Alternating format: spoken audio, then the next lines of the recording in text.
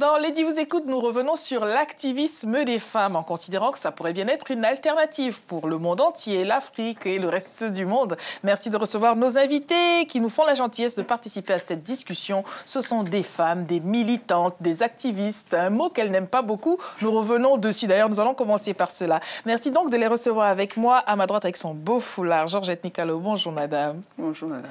Vous êtes donc militante des droits des femmes. Vous êtes femme en politique. Je vous ai présenté comme activiste et mea culpa devant tous les téléspectateurs. Non, elle n'est pas activiste, elle est juste une femme engagée. Avec nous, Marie-Louise Eteki, bonjour. Bonjour.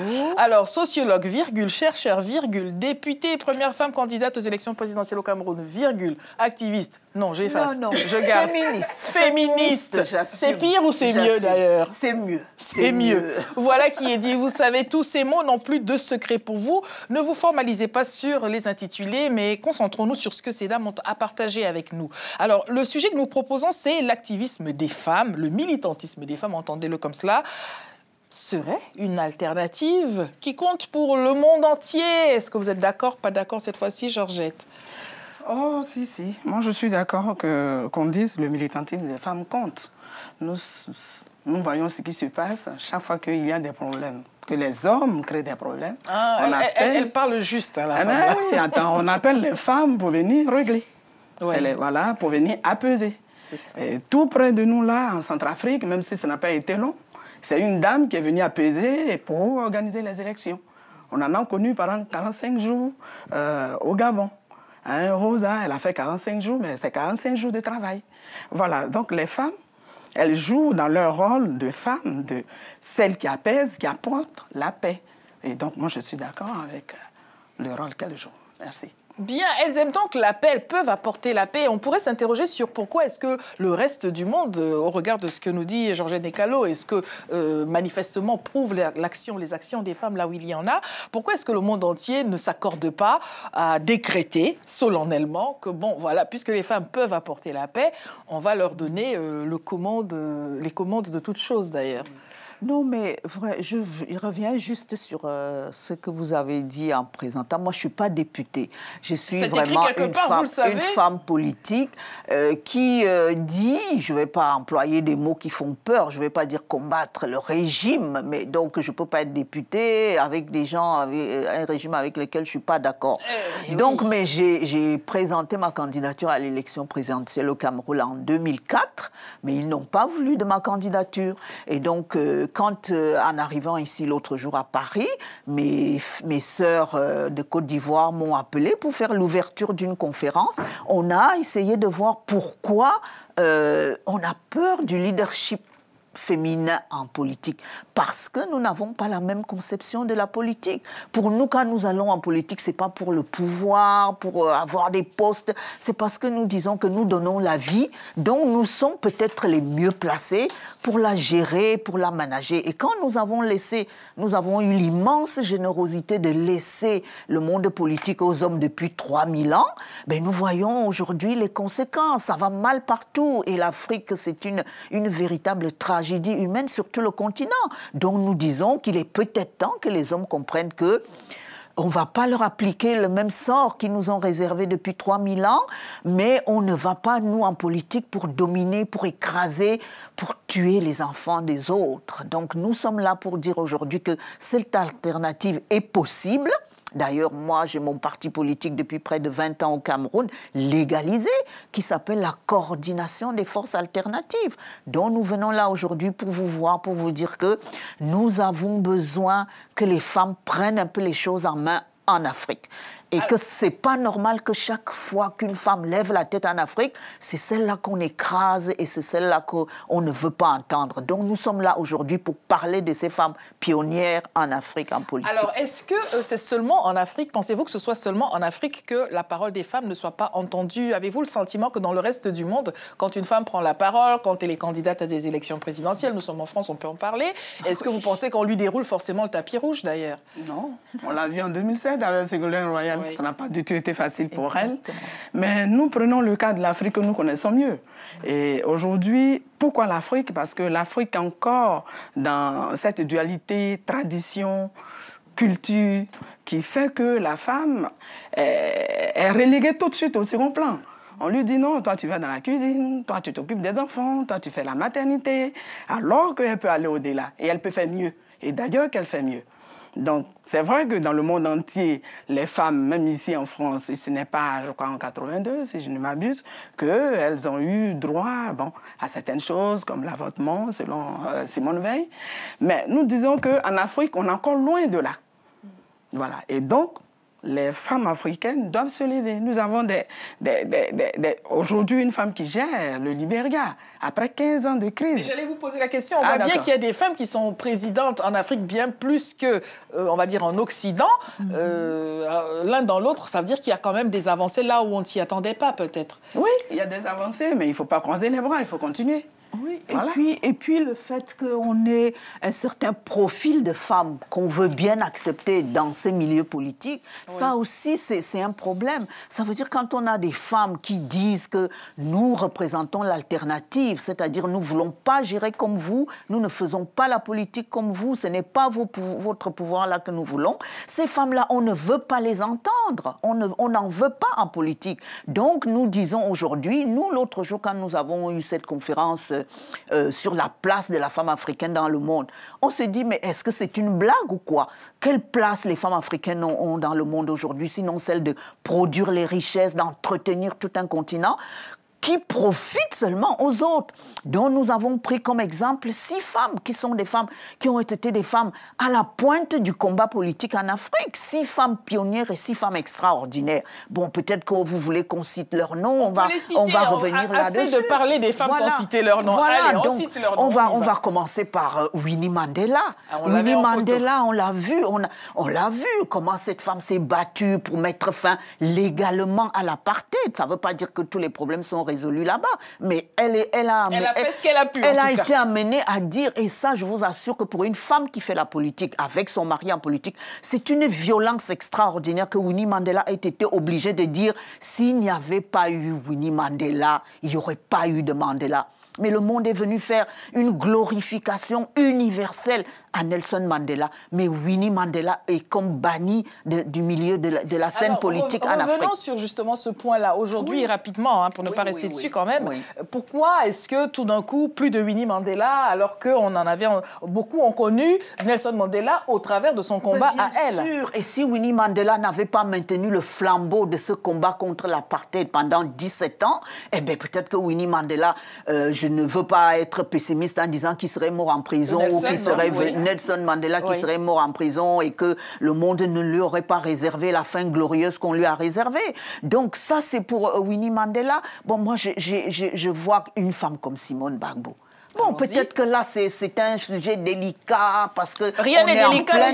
Nous sommes là pour parler des femmes. Rien n'est délicat. Bon, moi, je suis arrivée l'autre jour à Paris et je tombe sur un article de Mediapart qui dit que Laurent Gbagbo mérite d'être considéré ou décrété ou je ne sais pas comme le Mandela d'aujourd'hui. Bon, alors je dis... On a réussi par l'activisme des associations, des militantes, des associations ivoiriennes à retourner un peu l'opinion, puisqu'on se demande pourquoi Laurent Gbagbo se retrouve à la CPI. Mais on se demande à peine ça que déjà Simone Gbagbo a écopé de 20 ans de prison avec 10 ans de suspension de ses droits. On se demande, mais qu'est-ce qu'elle a fait ? Qu'est-ce qu'on lui reproche? Eh bien, moi, en lisant son livre, parce que je ne savais même pas qu'elle avait écrit un livre, en lisant son livre, je crois que j'ai trouvé pourquoi Simone Gbagbo est condamnée à 30 ans de prison, alors qu'on se pose même seulement la question s'il faut juger Laurent Gbagbo. Alors, rapidement, je vais vous passer la parole, Georgette. Juste dites-nous, vous avez lu ce livre. Et alors pourquoi? Alors moi je pense qu'au-delà de tout ce qu'on a dit sur Simone Gbagbo, parce que quand une femme est une femme forte en politique, qui a milité, elle n'a pas commencé par être Madame Gbagbo, elle était syndicaliste, elle a milité, et on a peur de ça, on ne veut pas de ces femmes-là. Mais Simone Gbagbo, dans ses livres, elle dit qu'il faut sortir des totalitarismes africains. Je crois que c'est pour ça qu'elle a écopé de 30 ans de prison. Bien. Alors maintenant, si si vous ne le saviez pas, les uns et les autres, on sait pourquoi. Nous allons continuer sur le profil des femmes. Quelle femme, en dehors des deux qui ont déjà été citées, Georgette, a, dans votre parcours de femme engagée ou bien avant que vous le soyez vous-même, a retenu votre attention? Mais, pour ne pas me répéter, Madame Simone Gbagbo est une icône pour nous Ivoiriennes. Et bon. Tout a été dit, on aurait bien voulu continuer sur d'autres profils. Donc, par rapport à cela, elle a, si on veut voir, elle nous a donné cette force-là. Mais en dehors d'elle. Et avant elle? Mais avant elle, moi, j'étais une gamine à l'école, au collège, et voilà. C'est-à-dire, mon adolescence a commencé avec elle, et puis, bon, avec la formation politique, j'étais directement son adjointe. Bien. Donc, partant de là, il m'a été donné, dans mes recherches, d'être en contact avec d'autres femmes. Je prends par exemple le cas de, paix à son âme, Madame Wangari Maathai. Hein? Cette grande dame qui, en son temps, nous on était encore au collège, quand elle disait de faire attention à la déforestation. Tout ce qu'elle a dit hier, aujourd'hui, nous le vivons. Mais avec son franc-parler, les hommes ont toujours voulu l'étouffer. Elle a fait 6 ans de prison pour avoir dit ce qu'elle pensait. Pour avoir dit quelque chose qu'aujourd'hui, de COP 21 en COP 22. Tout à fait. Et on en parle, et pas grand monde ne songe à l'ériger en marraine de ces actions environnementales. Bon, quand on pousse un peu loin, on voit Mme Dambisa, je ne sais pas si vous la connaissez. Dambisa Moyo du Malawi. Voilà. Non, de la Zambie. De la Zambie, pardon. Voilà. Et cette Zambienne, qui est arrivée au sommet de la Banque mondiale, elle dit que ce n'est pas normal qu'on donne de l'aide, qu'ils appellent l'aide au développement. Elle dit que ça ne développe rien du tout en Afrique. Et je suis d'accord avec elle parce qu'on ne voit rien du tout et ça ne développe rien. Elle dit que c'est une rente. Et je suis d'accord avec elle. C'est vraiment une rente et qui nous appauvrit de jour en jour. Donc, pour citer ces quelques femmes, je peux parler encore de Mme Okonjo, au Nigeria. Oui. Et cette dame-là, les gens l'appellent la dame de fer, parce qu'elle est dans un milieu d'hommes où vraiment elle ne plie pas les chines. Pas parce qu'elle est une femme, alors on va lui dire, bon, au niveau de la Banque mondiale, telle décision a été prise, il faut l'admettre. Elle dit non. Une économie, c'est vraiment en réalité, mondial dans les profils que vous énoncez, quand une femme, on va dire, est une personne de caractère, ce que l'on accepte bien pour les hommes, tout de suite, on dit que c'est une dame de fer, tout de suite, elle est vite diabolisée. On se souvient en Angleterre de Margaret Thatcher. Il y a toujours quelqu'un pour dire que c'est une attitude qui n'est pas propre aux femmes. Tout à fait. Bon, alors, on l'a vu dernièrement avec Aminata Traoré. Aminata Traoré dans tous les forums de l'altermondialisme pour dénoncer ce qui se passe sur le plan économique en Afrique. Mais dernièrement, il semble qu'on lui a refusé même le visa pour venir en France. Elle était obligée de passer par les visas Schengen pour pouvoir venir à une conférence ici en France. Donc, c'est vraiment pour vous dire qu'on a ce problème-là de visibilité en Afrique parce que c'est comme si on a peur des femmes en politique. Et moi, j'ai l'habitude de leur dire qu'écoutez, aucune femme n'a jamais dit à son enfant qu'elle met au monde que je veux que tu restes petit enfant. Donc, nous venons pas en politique pour mettre les gens sous boisseau. Nous venons en politique pour que nos populations, pour que nos familles soient des gens, développent toute leur humanité et soient des gens extraordinaires. Et ce n'est que comme ça que les richesses de l'Afrique profiteront d'abord aussi un peu aux Africains. Donc je ne sais pas pourquoi les hommes ont peur de ça. Je comprends la terre entière qui a peur de ça. Mais il est temps que les hommes africains acceptent que les héros sont fatigués et qu'il faut que les femmes prennent la relève. La terre entière accepte que les héros, en réalité, sont des héroïnes désormais. Absolument. Madame, monsieur, vous pouvez nous écrire notre adresse internet, Lady vous écoute, @telesud.com. Vous êtes d'accord avec nos invités ou pas d'accord du tout? Bien sûr, vous pouvez nous le faire savoir. Et bien sûr, vous allez pouvoir répondre au reste du monde qui peut-être ne pense pas ce que vous pensez, mesdames. Alors, revenons-en à notre proposition de sujet initialement, où on parle de cette alternative. Est-ce que vous pensez aujourd'hui que, quand bien même les gens soient d'accord ou pas d'accord avec l'engagement des femmes, est-ce que, d'une part, c'est une alternative véritablement qui peut faire la différence? Et surtout, pensez-vous que les gens vont quand même finir par l'accepter, bon an, mal an? Mais c'est à nous de faire en sorte que les gens l'acceptent. Vous savez, je vais donner une image simple. Vous avez votre stylo, si je veux le prendre, et que vous ne voulez pas et que je veux le prendre forcément, vous allez poser la résistance. C'est normal parce que vous l'avez déjà et vous savez l'utilité. Les hommes, en général, ont peur, effectivement, de perdre leur position de leadership, de macho, d'homme, voilà. Parce qu'ils savent que la femme, nous n'avons pas la force physique, mais nous avons la force mentale. Et ils ont peur de ça. Et à nous, donc, de faire en sorte d'occuper l'espace. Ils ne vont jamais nous donner cet espace. Qu'est-ce que nous allons faire? La petite fille doit aller à l'école. Il ne faut pas, quand on est la petite fille dans la cuisine, aller puiser de l'eau, aller ceci. Elle doit être instruite. Au moment où le petit garçon est en train d'étudier, on doit aussi comprendre que la petite fille doit prendre son livre et étudier. Pour demain, c'est important. Mais on dit à 18 ans, il faut qu'elle aille se marier. Si elle a un bon mari, elle a réussi. Et puis, si elle a été trop longtemps à l'école, peut-être qu'elle ne sait pas faire la cuisine. Qu'est-ce qu'on va manger? Elle ne peut pas avoir un mari. Comme si tout se rimait. L'important, c'est d'avoir un mari. C'est vrai. Mais ne faut-il pas peut-être rassurer et les hommes et les femmes qu'on peut, tout en faisant des études, savoir faire le reste aussi? Parce que la perception, ou plutôt l'appréciation de ce que risquerait de pouvoir faire ou ne pas faire la fille devenue femme est une perception d'hommes, et on sait que les hommes font une seule chose à la fois en tout cas, et donc ne peuvent pas forcément appréhender les choses. Je disais, parce que quand vous dites, mais comment nous allons y arriver? Moi, je pense qu'on va y arriver en ayant avec nous toutes les femmes qui sont convaincues que le monde va aller à la catastrophe si les femmes ne prennent pas les choses en main. Donc, ces femmes-là, elles sont ici en France. Vous avez évoqué le cas de Ségolène Royal. Oui. Nous sommes en France pour dire que nous voulons que la logique des femmes et du pouvoir et de la politique, nous voulons que ça s'inscrive quelque part dans la réalité sociale, dans les institutions. Moi, je rappelle toujours aux gens qui ne savent pas que le bicaméralisme, qui est devenu une valeur universelle aujourd'hui, nous la tenons des femmes égyptiennes. Ça nous vient de l'Égypte pharaonique, où la deuxième chambre était la chambre des femmes.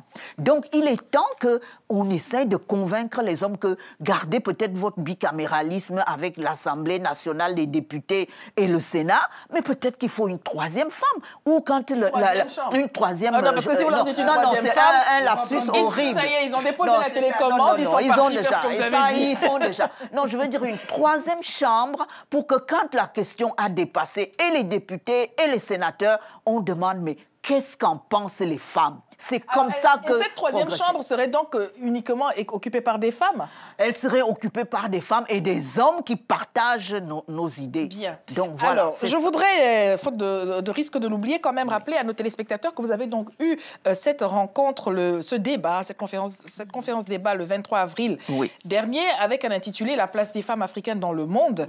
Et vous en étiez donc l'oratrice principale, Marie-Louise Eteki Otabela, avec là un cri, le premier cri, ce sera le premier cri de la femme africaine pour changer le monde. Point d'exclamation en rouge. Hein, l'encre, elle est rouge, je n'invente rien. Bon, alors, vous appelez donc le 31 juillet à quelque chose. Nous vous écoutons, mesdames. Où le 31 juillet? Pourquoi et comment? Alors, le 31 juillet, c'est la journée internationale de la femme africaine que l'ONU a bien voulu nous octroyer. Mais nous, on va s'en servir.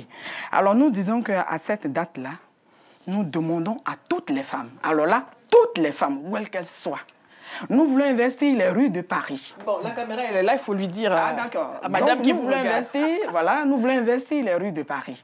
Nous voulons être au bas mot 1 million de femmes. Pourquoi? Parce que nous disons, les femmes qui s'engagent aujourd'hui, elles subissent la violence. C'est des victimes. On a vu le cas de Simone. J'ai oublié de vous envoyer la photo, c'est dommage. On n'aurait pas montré cette photo. Mais de toute façon, je ne vous aurais pas dit. J'aurais montré ça directement à la caméra. Ah, vous êtes comme ça? Oui, je suis comme ça. Parce que vous, les médias, vous ne nous facilitez pas la tâche et donc j'allais en profiter. Je pensais que c'était une affaire de femmes, mais vous avez vu comment elles sont féroces jusqu'au bout. Alors... Bref, pour dire que c'est à nous de faire en sorte que... là, j'ai perdu le fil de mes idées. Alors, c'est à vous de faire en sorte la mobilisation. Voilà que le million de femmes investissent les rues de Paris. Pour dire aux Parisiens et au monde entier que les femmes africaines ne sont pas en reste, que ce soit en politique, en économie, ou partout où on a besoin de l'humain, la femme africaine répond. Et donc, nous voulons leur dire ça le 31 juillet. Alors, vous qui m'écoutez, femmes, où que vous soyez, commencez à vous préparer et investir les rues de Paris. Et à préparer aussi avant, comme ça, il y a à manger. À préparer pour vos maris, vos enfants, tout ce que vous voulez. Le rôle qui vous est imparti dans votre foyer, il faut le respecter. Ce n'est pas parce qu'on est une femme engagée qu'on ne donne pas à manger à son mari aussi. Ça aussi, c'est autre chose. Donc, préparez-vous vraiment sur tous les plans à être là le 31 juillet. On aura les pionnières des femmes. On veut qu'on voudrait bien inviter des femmes engagées comme Mme Sankara. Malheureusement, Mme Simone est en prison, mais elle saura que les femmes sont dans la rue pour exiger aussi sa libération. La libération de toutes les femmes qui sont emprisonnées pour leurs opinions. On ne devrait plus jamais mettre une femme en prison parce qu'elle réfléchit autrement. Ça aussi, ça doit s'arrêter. Et donc, nous voulons demander cela et exiger, parce que demander, c'est s'ils sont d'accord pour qu'ils nous donnent. Nous exigeons arracher notre... Voilà. Alors, juste, vous avez sonné l'heure du rassemblement, mais il faut dire à ces dames où. Oui. Et en ce moment-là, on va encore vous solliciter, on viendra le lundi. Vous, là, qui voulez venir avec des photos, on verra. Bien, alors, on vous donnera quand même cette information. Est-ce que sur les réseaux sociaux, nos téléspectateurs peuvent trouver ce dont vous parlez? Alors, on va essayer de nous organiser pour avoir 1 million de femmes dans les rues de Paris. Mais ce qu'il faut dire aussi, c'est que nous avons décidé que ça doit se passer le 31 juillet parce que, même si c'est une journée des Nations Unies pour commémorer les combats des femmes, on la transforme en folklore. Et nous, ici à Paris, quelqu'un m'a dit « Ah, mais c'est exprès qu'on vous a donné le 31 juillet parce que tout le monde est en vacances le 31 juillet. » Eh bien, il faut que les femmes prennent le pari et que nous montrons que même le 31 juillet, en pleine vacances, quand les femmes veulent, elles le peuvent et que nous soyons 1 million de femmes dans la rue. Et quand vous dites qu'il faut que les maris soient déjà satisfaits à la maison, moi, j'ai lu aussi... Les enfants. J'ai lu le livre de Ségolène Royal où elle dit qu'il y a aussi une différence fondamentale entre les femmes et les hommes en politique. C'est que les femmes sont toujours dans la double détente. Elles sont dans un rapport au temps, dans l'immédiat et dans le long terme et la transmission. Aucune femme ne peut sortir de chez elle si elle ne sait pas comment ses enfants vont manger, comment le mari va avoir. Et d'après vous, est-ce une bonne ou une mauvaise chose? C'est une bonne chose. En tout cas, nous prenons ça comme une bonne chose parce que nous disons que nous donnons d'abord la vie. Donc, c'est important et nous l'avons toujours fait. Toutes celles que vous voyez là, moi, je vois quelqu'un comme Simone Gbagbo a dit qu'elle ne va pas en exil parce qu'elle venait d'avoir ses enfants. Donc, elle est restée s'occuper et des enfants et la mobilisation pour le parti qui est devenu après... C'était à l'époque dans la clandestinité. Elle s'est occupée et de sa famille et de ce parti clandestin qui est devenu au retour de son mari, le FPI. Donc c'est pour dire que les femmes sont toujours dans la double détente. Elles pensent dans l'immédiat, qu'est-ce que vont manger les enfants, qu'est-ce que vont faire. Mais nous sommes là aussi pour penser à l'avenir. Et nous voulons que les enfants africains aient un avenir à partir du 31 juillet. Alors quand même, un point qui n'est pas des moindres, c'est vrai que vous avez ce positionnement, celui que vous connaissez le mieux, comme disait Georgette Descalaux, celui des femmes africaines. Cependant, est-ce que c'est ouvert pour que tout le monde comprenne bien? Parce que Jeanne Durand et Micheline Dupont nous regardent. Faut-il qu'elles viennent aussi ou qu'elles restent chez elles? Est-ce qu'il y a une volonté résolue d'ouvrir à toute femme du monde entier? Nous disons qu'1 million de femmes dans la rue à Paris, mais ça va peut-être être 5 millions. Donc, ce que nous disons, c'est que nous ne pouvons pas... C'était un lapsus révélateur. Nous ne pouvons pas venir faire une telle manifestation à Paris sans associer des femmes françaises. C'est d'abord à elles que nous nous adressons. Et nous voulons entendre Ségolène Royal. Vous savez, Ségolène Royal a posé un geste extraordinaire vis-à-vis de l'Afrique. Elle a fait un voyage au Sénégal, parce que je crois qu'elle est née là-bas aussi, pour aller demander pardon aux Africains pour des paroles qui n'auraient jamais dû être prononcées. Elle est venue demander... stratégie de politique de peu importe, mais aucun homme n'a fait ça. Aucun homme n'a demandé pardon. Même le pape n'a jamais demandé pardon aux Africains pour tout ce qu'on nous a fait subir. Donc, elle a fait ce geste-là. C'est important que si nous avons un lieu, un espace... Est concerné par... Mais non, parce que le pape, il demande pardon à tout le monde. Il demande vous savez, quand on a une liste, on commence. Là, j'ai même pas fini de dire des noms. Oui, je suis un peu comme lui. On commence, il faut pouvoir aller de l'avant. Je veux dire que nous, on a subi l'esclavage, la colonisation, et puis maintenant les totalitarismes. Il serait temps quand même que le pape pape aussi pense à demander pardon aux Africains. Donc nous, ce que nous voulons, c'est que si nous avons un espace qui va devenir et rester l'espace-temps 31 juillet pour les femmes et l'espace lieu à Paris ici, parce que nous ne pouvons pas le faire forcément dans nos pays, parce qu'on nous tire dessus. Donc nous voulons que dans cet espace-temps, nous voulons entendre Ségolène Royal, qu'elle vienne nous dire pourquoi elle est allée demander pardon. Donc Ségolène Royal, quand je dis Ségolène Royal, je dis toutes les femmes françaises qui pensent que... Moi, j'ai suivi avec émerveillement la campagne d'Eva Joly. Eva Joly a dit, qui rendra en Afrique tout ce qu'on nous a pris ? Qui nous rendra ça? Donc, on a des femmes françaises ici qui sont des femmes extraordinaires. Alors, nous voulons les entendre, nous voulons les associer, nous voulons qu'elles nous soutiennent. Je réitère ma question. Alors, on a compris pour les Africaines, on a compris pour les Françaises. Et les autres? Alors, les autres, elles sont conviées.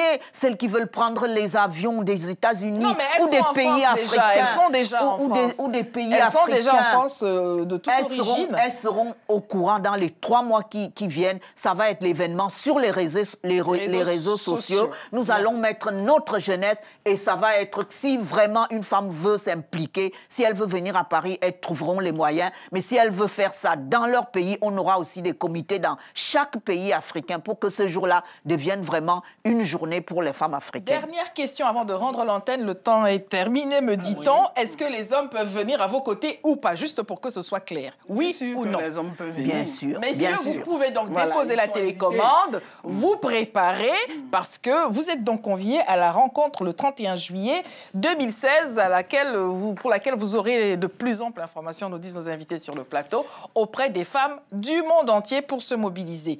Je voudrais vous remercier toutes les deux d'avoir pris la peine de venir sur notre plateau, de nous parler de vos engagements. Je le rappelle donc, vous êtes Marie-Louise Eteki, écrivain, femme politique, femme engagée, et vous êtes Georgette Nekalo. Vous n'êtes pas, j'ai secoué la tête et le doigt, activiste. Vous êtes une femme engagée. Merci beaucoup à toutes les deux. Je vous en prie. À bientôt. C'est nous. Merci. Au revoir.